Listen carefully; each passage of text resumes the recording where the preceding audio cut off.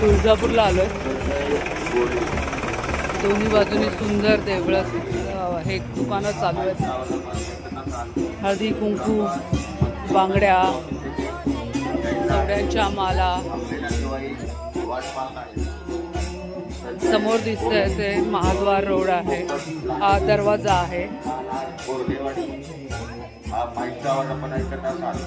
आंब्याचा सुंदर मुखवटा.